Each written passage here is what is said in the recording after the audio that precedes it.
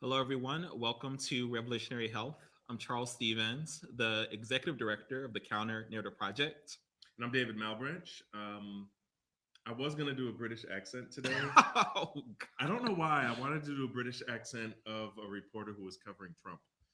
uh, But I don't want to talk about him today because it has nothing to do with I've been revolutionary gone for like a things. few weeks and it's already It's mayhem. already mayhem with Trump. Yeah. So we're not going to talk about him. We have other things to discuss today. David. Right. Um, so, as always, please join us, our email list at thecounternarrative.org. Please like us on Facebook. Please subscribe to our YouTube channel. And please follow us on Twitter.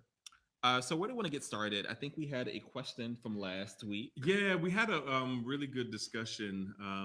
Johnny Cornegay was here, and he's here, but he's not on camera right now. He's across It the way. was a Hey, good Johnny. It discussion. was a It great was like I discussion on liked it. aging parents, and we got a lot of input from people. A lot of people watched it and seemed to enjoy it.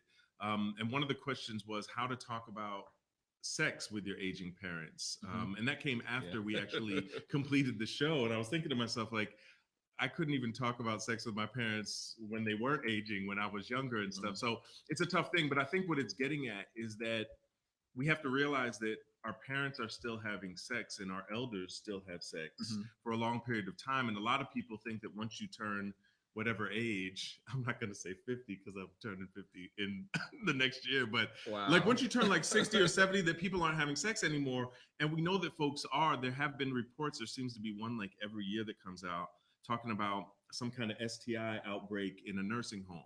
So there'll be one guy, older guy, who gets his Viagra from his prescriber, his medical doctor, and then you have a whole bunch of women in this nursing home, and he's just playing the field and doing what he can do. And people are wondering, like, oh my God, why is this outbreak happening? And it's like, duh, elders can still have sex. Elders are still functional with Viagra or without Viagra. A lot of people function well into their 70s and 80s. So to act like our elders aren't having sex is really a wrong Why move do you in my think we're part. so uncomfortable with the idea of people of a certain age having sex? Like, My, what do you think that's you know, my about? thought about it is that I think we're just such an image-based country, and Mhm. so, and especially in like same gender-loving circles, we just it's all about the body. It's all about how somebody looks. I do think there's some Although pushback against daddies are it. kind of in, right? Daddies are hot. Kind of in right now. Yeah, and they are. But I think when people think about their parents, especially, and then folks getting older, like 60, 70, and they start thinking about nursing homes and assisted living and You retirement, don't think about sex. people they're thinking that they don't think about Mm, sex, and then also because the younger generation doesn't look at them sexually or would discuss mm. them because it's like, oh, it's like my parents having sex. I even remember, and I don't know why this just popped in my mind, if y'all remember the Super Bowl, back when Janet showed her nipple, and Justin Timberlake was actively involved and pulled that shit off and showed her nipple and then exerted his white privilege and said, "Oh, I didn't know anything about it," and then got wildly successful afterwards. So screw you, Justin Timberlake. At any rate, I forgot my point. But what happened was that later on, like the next day, one of my friends was a teacher in Yes. education, and he was talking to a bunch of high schoolers. And he was like, "Oh, what y'all think about the Super Bowl where Janet Jackson showed her breast?" And someone was like, "Ew, that was like my mom showing her breast."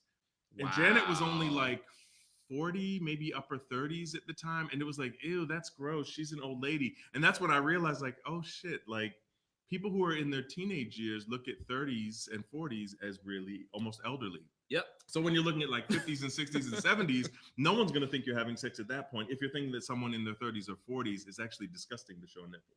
So I think Um, that's part of it. we need to say hello to a few people. Yes. See Jay Bernard Jones in the room. Hey, Hey, Bernard. Bernard. And Art Jackson. Hey, Art. Hey, Art. So, okay, let's bring it back. If we were going to talk to, let's say, our parents or maybe someone of a certain age, maybe a loved one, about sexual health, Right. what are some ways that we could go about doing that? Yeah, I just think it's going to be tough Well, first, regardless. you have to create like a safe space. I think so. Yeah. I think that I would also think that one would probably have to get over their own discomfort because if you come off as uncomfortable, I think it'll make it uncomfortable for the person. Right. I think just being a good listener, like just sort of asking some guiding questions. Well, I think it's like reversing the roles. Like the parent Mm, becomes the child, and so what advice do parents have or try to impart when they're talking to their kids about sex? You want to make it safe. You don't want it to be threatening or anything. And I think when the kids kind of get older and become the parents and are concerned about their elders, you can say at that point, like, hey, are you guys still having sex? Are you still sexually but active? don't do the thing with the hand. Right. Do you still do that? Is that what's happening here? So I think you can create a safe space. You ask it in a very, obviously non-judgmental way, and just say, are you guys getting checked out? Or if one of your parents is single, or if you just have a single mom or a single dad, and say, hey, are you dating anybody? Are you seeing anybody? But I think what you can do to prevent it from being awkward when they get older is to keep those conversations going when they're in like their 40s and 50s. So like have the conversation like, well, who you dating, mom? Who you dating, dad? And kind of what's going on. And then when they get older, you just check in every once in a while, and it's not so much of an awkward thing because you've waited so long to bring up the topic. And of course, in the comment section, let us know if you've had experience maybe talking to your parents or, other maybe loved ones, older folks about like sexual health. Absolutely. What are some of the tips you may have or suggestions? Yeah, if you had to have that conversation with your parents, what did you do? I think that's an important question. So you've never had to talk to your parents? No. They didn't even have the conversation with me when I was a kid. Y'all never talked about it? I had to learn from like friends. I learned it from the rough streets of Schenectady. I remember I used to think that when you had sex with a girl, like you peed in her. So that was my thought. And one of my friends in grade school had to be like, no, it's not pee. It's this other stuff that comes out. And they explained that, but I still didn't really get it. I was just like, so you put it in and then you pee in it? And they was like, no, that's not what you do. How did you arrive at? I don't know. I don't know. Knew something had to happen. Some liquid had to come out, and something had to happen along those lines. So, wow. Exactly.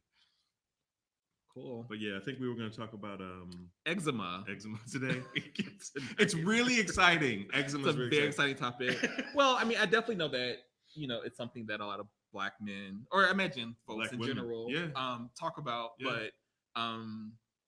But so like, what are your thoughts about or advice for people that might have eczema and are looking for? I know there's some things that are that you can get in the drugstore, etc. But what are some things they should keep in mind? I think, and what would be nice is that. Well, first of all, I'm sorry. What is eczema?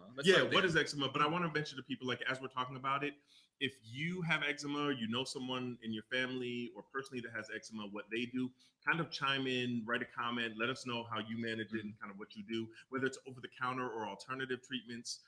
Because I'll go a little bit heavy on the biomedical stuff. So there are alternative treatments and things that people do. Mm-hmm. So eczema just basically is kind of a chronic inflammatory condition. It's kind of your immune system attacking your skin. The medical term for it is atopic dermatitis, but typically happens like at the knees. It can happen at the wrists. It can happen at the elbows. And it forms this kind of, if it's mild, it's just kind of reddish.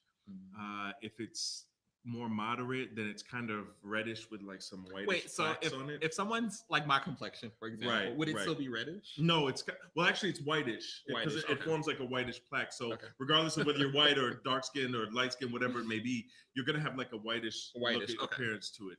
And then it may turn a little bit darker, like darker than your normal complexion.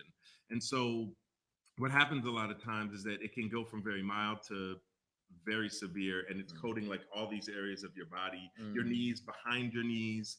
I've seen people with it on their face, the side of their neck, on their back, so on and so forth. And it's very, very itchy. So the thing is, it's very, very itchy, and it also runs in families. So if you think about eczema, you think about a couple things with it because it's your immune system going crazy. So you think about asthma, which is kind of like your immune system being sensitive to triggers in your lungs, and it attacks your lungs. And then you also think about allergic rhinitis or just seasonal allergies. So a lot of times those three go hand in hand. If you have a history of asthma in your family or seasonal allergies, there's probably somebody in the family that has eczema somewhere along the way. The main thing is that your skin gets really dry. And so your goal is to keep your skin as hydrated as humanly possible. So when you get out of the shower, some people recommend as soon as you get out, not really toweling off and making yourself dry, but immediately putting on not lotion like the typical lotion that we would talk about, but things like Eucerin cream, which is kind of a thick, heavy cream, or just, believe it or not, my best advice is plain old Vaseline. And so usually Vaseline is great. Vaseline is one of the best inventions on the face of this planet. And those of you that are sitting back saying, yeah, my grandmama told me to use Vaseline on everything, and I didn't listen to her. She was right about it because Vaseline is good for healing wounds. It keeps infections at bay. It moisturizes the skin. Mm. It helps it heal. And it does the same with eczema. So when someone has flares or breakouts, if they're mild, you can just hydrate, put a lot of water on it, and then put the Vaseline ointment on the area where it's a little bit irritated. And what that'll do, it'll trap the moisture inside and help it heal. Sometimes when people have bad breakouts, we give them steroid creams or gels, or actually steroid ointments. So it should be in a Vaseline base, so it's clear. Again, the difference between a cream and an ointment is that cream is going to be white. It's not going to get absorbed into the skin as well. An ointment is Vaseline based, so it's clear. It's stickier, and it'll actually penetrate the skin deeper. So what we try to tell people is that with eczema, you want to get something that's an ointment, a medicated ointment. Sometimes you can use over-the-counter hydrocortisone. Use that twice or 3 times a day for about 2 to 4 weeks, and that should help it go away. Most people I know who have eczema say that when they don't have flare-ups, when it doesn't kind of sprout up, they'll just really moisturize the hell out of their skin with Vaseline. But it itches like crazy. People who suffer from will tell you it itches like crazy. And again, we're talking about eczema this evening and just how to treat it.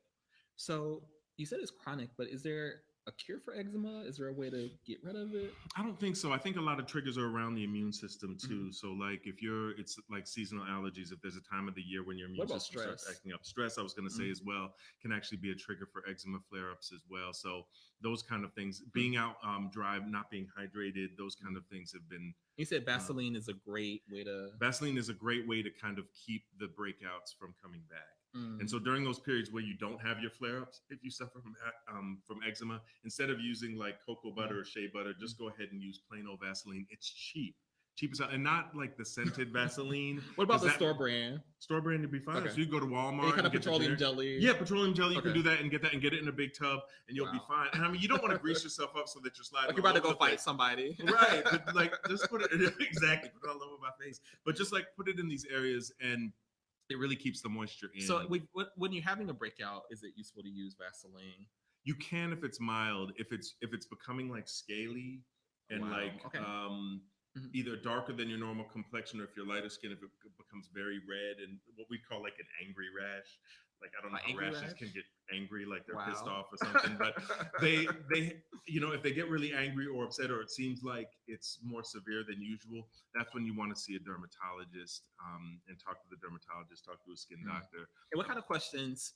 So if we go to a dermatologist or even like a general practitioner, what questions should we ask other than what kind of treatments? Yeah, I mean, it's just every dermatologist is going to be different. Even primary care doctors can take care of it, because I usually do.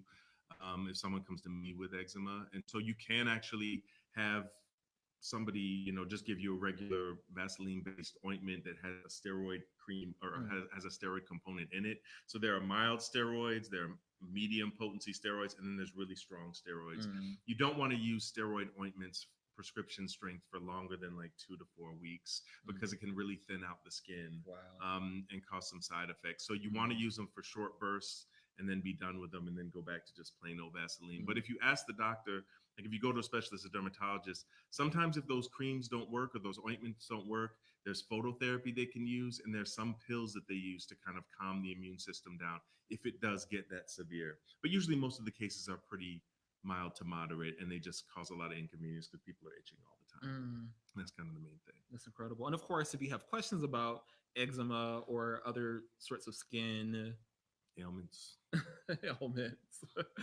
feel free to let us know. Or if you have, your experiences have been, maybe if you've had eczema, like how you've sort of treated it.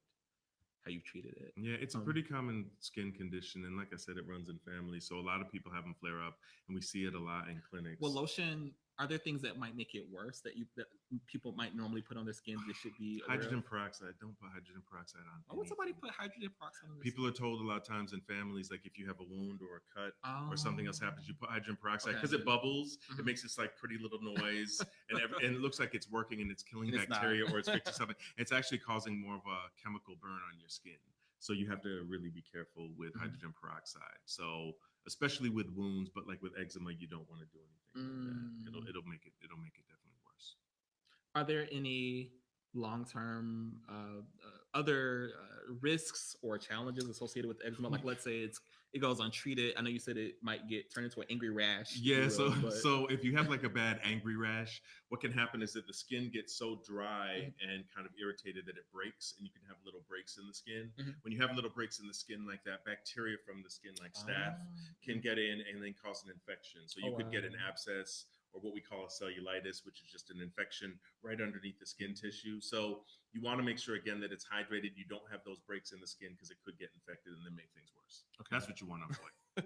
That's definitely what you want to avoid. So again, please let us know if you have experience with eczema, or if you have questions. Really, you know, I think it's one of these topics that I know a lot of people that have eczema, but I don't know if we ever get like good advice or discussions. No, and we don't talk about it a lot. And I think one of the things that we're trying to do here at Revolutionary Health is just bring up topics. A lot of people like to talk about Black, gay, and same gender loving men, and it's all about HIV or STIs. And I think our goal with Revolutionary Health is to make sure that we're talking about a lot of other topics, both health-wise, things that are topical in contemporary society, things through our lens, things we can actually see that give a different perspective and aren't just focused all the time about HIV and STIs. Yes, we're sexual beings. Yes, HIV is common in the community, all that good stuff. But it's not the only thing we can talk about. So I think these kind of conditions people see a lot, people suffer from a lot, and we don't get a chance to talk about them a lot. So I'm glad we got a chance to talk about it today. Absolutely. Question. Yes. There's a question.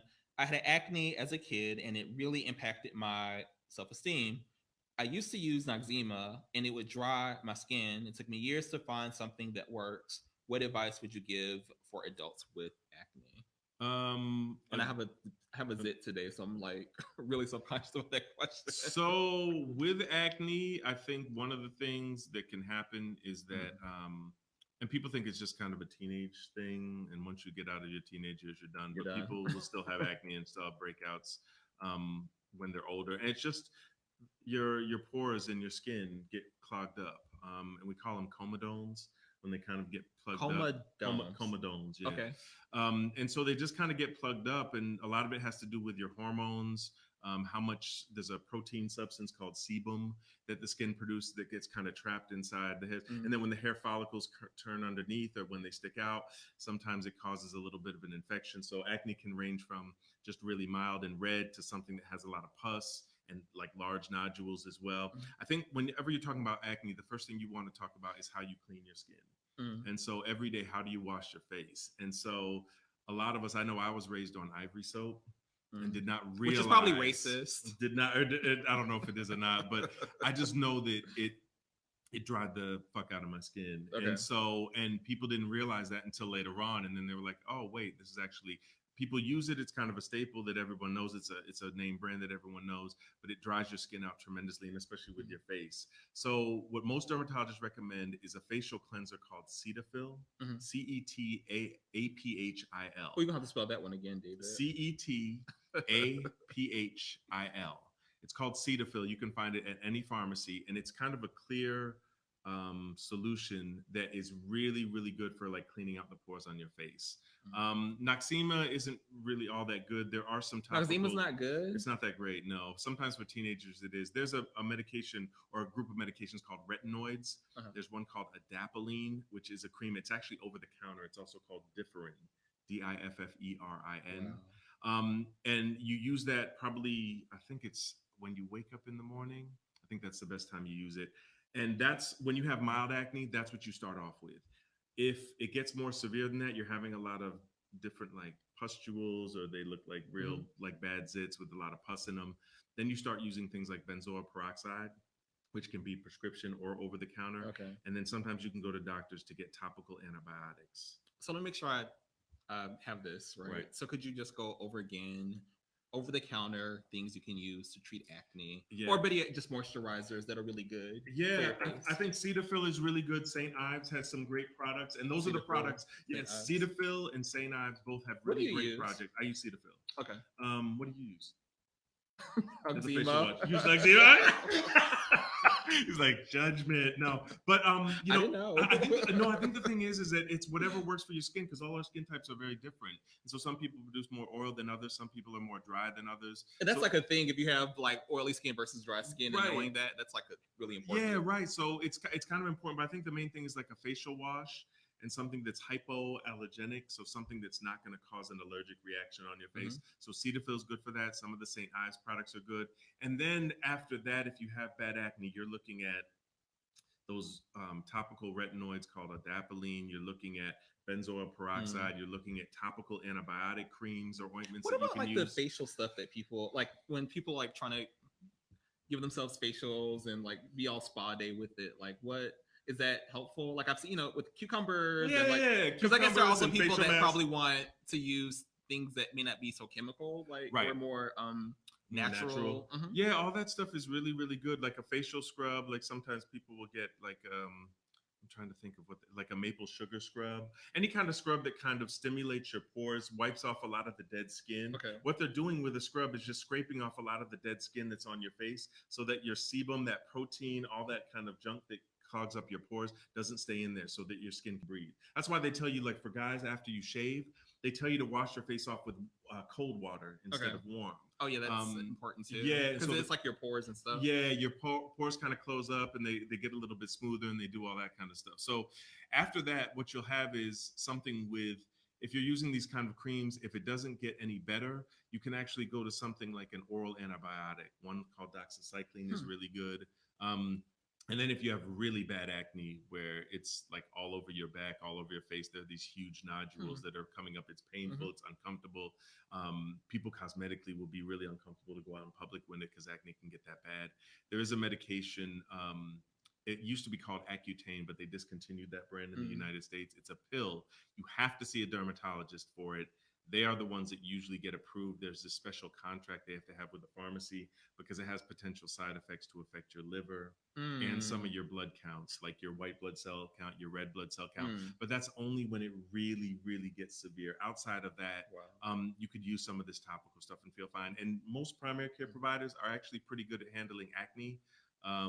But if you have a primary care provider that doesn't seem like they know what the hell they're doing with it, or they seem very confused, I would just go straight to a dermatologist because that's their bread and butter. What about with razor bumps? I know that's something that as black men, some of Yeah, us razor deal with. bumps is a And big. not just black men, but Yeah, no, no, no. And I mean, it's. I think with black men, it's particularly important because if we shave our, not just black gay men. I know we're be very self conscious about our face and skin and those kinds of yeah, things. It's, from yeah. beards, and then if you get too close of a fade, if you do a bald fade, sometimes the hairs can curl Oh yeah. underneath, Mhm. and so they call the name for it is pseudofolliculitis barbae. Pseudo I'm not gonna Folliculitis get. I'm not barbae. gonna Yeah, get that's what they call it. That's the medical term.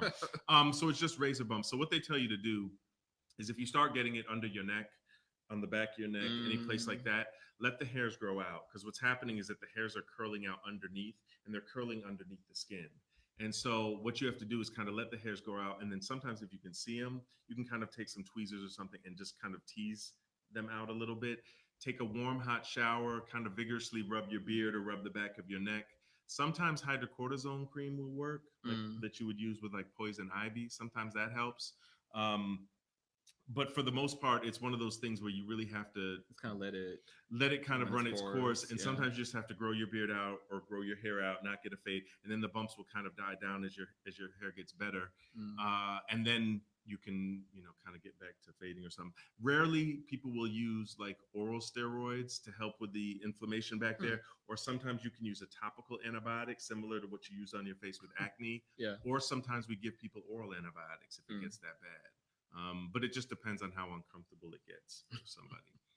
Okay, that's so you just gave us a lot. There's a lot of there's a But lot it's of good information though, there's a because lot I'm like, there's okay, I'm sorry I learn something new every time. yeah. But and I know David also wanted to talk about pose for our last discussion, so we're You gonna wanted to talk about pose. maybe. So we were kind of figuring out. Charles was asking us, "What are the black gays talking about? What are we talking about nowadays?" And me and Johnny said pose because every Sunday night we're all tuned in, and the season finale is actually going to be this Sunday.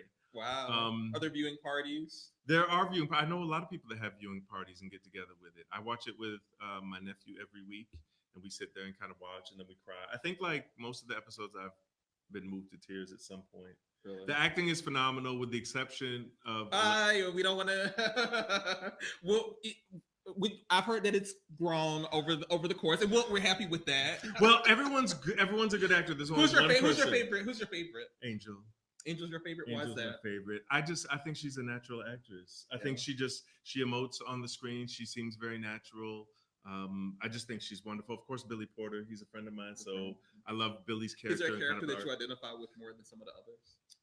I'm trying to think. Not Electra. I'm not that deep. Who else? Maybe Blanca. At this point in my life right now, Yeah, probably Blanca. She's very parental and maternal. Are you parental? I can be now. Yeah, I'm at that point in my life where I'm getting that way. So